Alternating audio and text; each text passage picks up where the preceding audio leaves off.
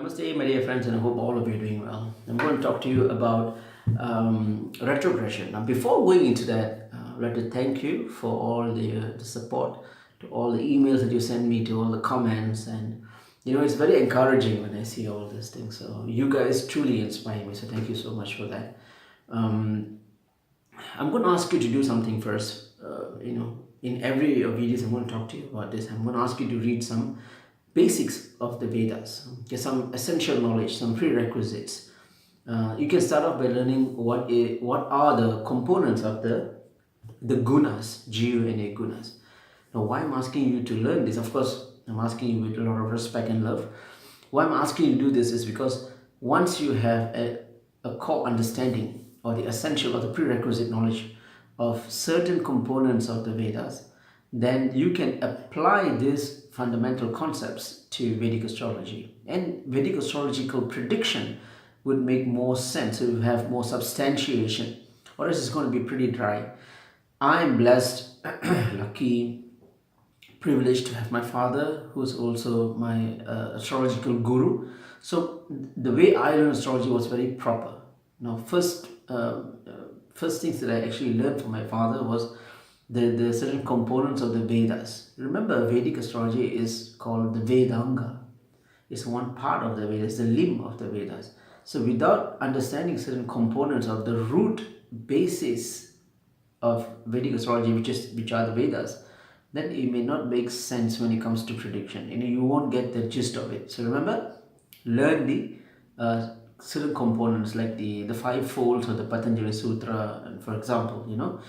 But to begin with, start with the gunas. Gunas are basically elemental properties, all right? Certain powers, which is like if you watch Star Wars, then it's like something like the Force, right? They call it the Star Wars, something like that. They are elemental powers, certain temperaments, which has potency, right? Which affects us, right? So remember, do some read ups on that. Now, let's talk about retrograde. Retrograde is a process or retrogression is a process of where a graha seems to go in reverse. Now, I didn't use the word planet. Be very cautious using these words. A planet is in reference to an astronomical terminology, which means that if you go and tell someone a planet is going in reverse, you're going to get laughed at. A planet can never go reverse, right? But if you say a graha is going in reverse, that's a different thing altogether, because astrology is not understanding about what's going on extraterrestrially. It's understanding how extraterrestrial influence life on Earth. That's what it means. So everything that affects a living entity on Earth is what Vedic astrology or any astrological studies is all about. So a graha means an object in space, not necessarily has any physical or mass or any attributes to it. Like mathematical, like Rahu and Ketu are mathematical intersections, right? The nodes are mathematical intersections. It's a part of the orbits where it intersects and stuff like that. Those are just mathematical sites. They don't even have a physical attributes, but we call it as graha. The moon is a satellite, but we call it a graha. The sun is the star, but we also call it the graha, right? And of course, the other the other planets in astronomically also are called as grahas.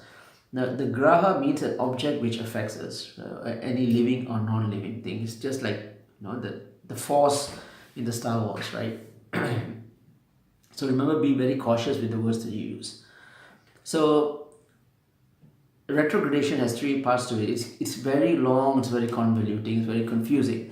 I'm going to put it as simple as straightforward as possible. If you want to do more readings about this, you want to really deep dive into the amount of light, the speed and intensity of the grahas per longitude, the amount of shadow which is being engulfed, and all these things you can learn in the book called Surya Siddhanta. Surya Siddhanta is a very it's a book to have if you're an aspiring astrologer. You must have this book. You can always get a free copy on the internet as well. Surya Siddhanta gives all you the technical details, including mathematical explanations and stuff like that. So get that book, all right? So right, so retrograde is where the graha goes in reverse, and when it goes reverse, there's three parts to it. Actually, there's eight different motions, eight different types of movements, which you can always read in the Surya Siddhanta. But to break it up to even easier to understand for you is three different types: moving forward, stationary, or reverse. Okay, and I'm going to give you an analogy here. If you're driving a car and you see a car right in front of you, from a distance you see that the car is moving forward, right? And once you go parallel to it, side by side, you notice the car is in a stationary position because you're traveling on the same speed. Now, what happens when you speed off? You notice that the car is going, it's seemingly going in reverse. That's what astrologically retrograde means. It's a illusion. It's a perspective from the moving object. So basically, if there's two planets and moving two different speeds at certain time of the year, the way the sunlight is being, the trajectory of the sunlight and all that, it creates such illusion. So thousands of years ago, the rishis who wrote the like Brihad Parashara Hora Sastra, the Sastra, Brihad Parashara wrote the Sastra, the Hora Sastra. He noticed certain anomalies happening at the times, certain planets going in reverse, right? So this is the some basic understanding of it. So remember the analogy of the car, right? That's what it does. Now, going back to what I said earlier about the gunas, right? The gunas, once you have that gunas, when you understand in a deeper way, you can plug into this any component of Vedic astrology, not only to retrograde. You can plug into anything, the grahas itself, the aspects, whatever it is. You can always plug in. It will make more sense. So in this example, if you plug in the gunas, the three gunas, so you have the rajas, tamas, and sattva. So if it's moving forward, then you can have the rajas. Rajas is the one that it's all about action oriented, moving forward, right? A very agitated state. And then when it's stationary, is sattva. Sattva means, again, it's something which is pure, which is very contemplative, very virtuous. So you tend to think something about it. You tend to contemplate, to ponder over some things. And once you go in reverse, which means which associated with the tamas. Tamas is all about indolence, slow, lazy, tired, resentful, complaining people, and all the bad stuff. All right.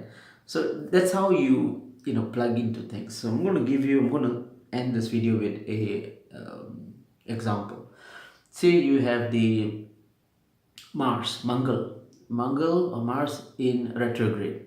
Now, based on the speed of the longitudes, of course, you can look at it and you'll notice that Mars moves like 1 degree per longitude. Of course, there's different speeds for different grahas, but the inner parts will be Mars, Venus, and Mercury. They will about approximate 1 degree per longitude.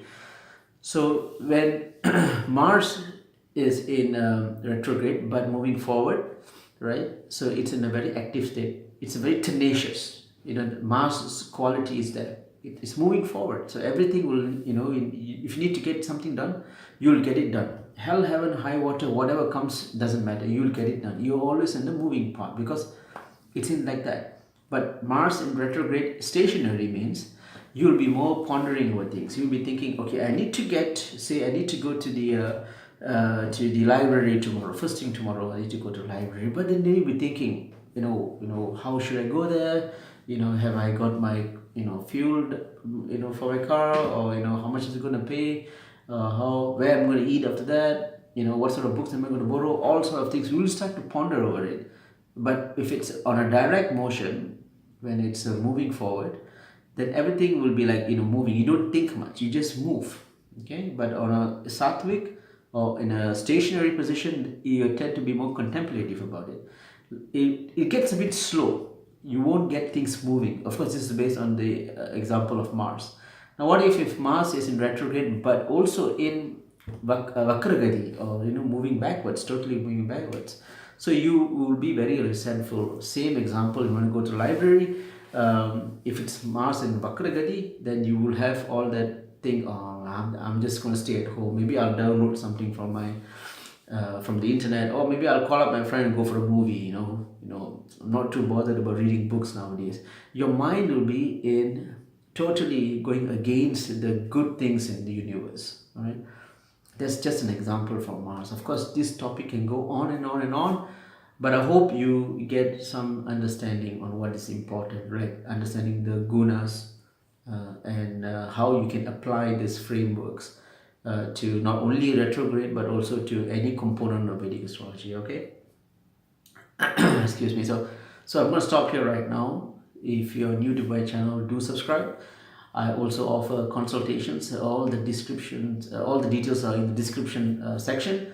So I'm going to stop here. Thank you so much, my dear friends. Namaste.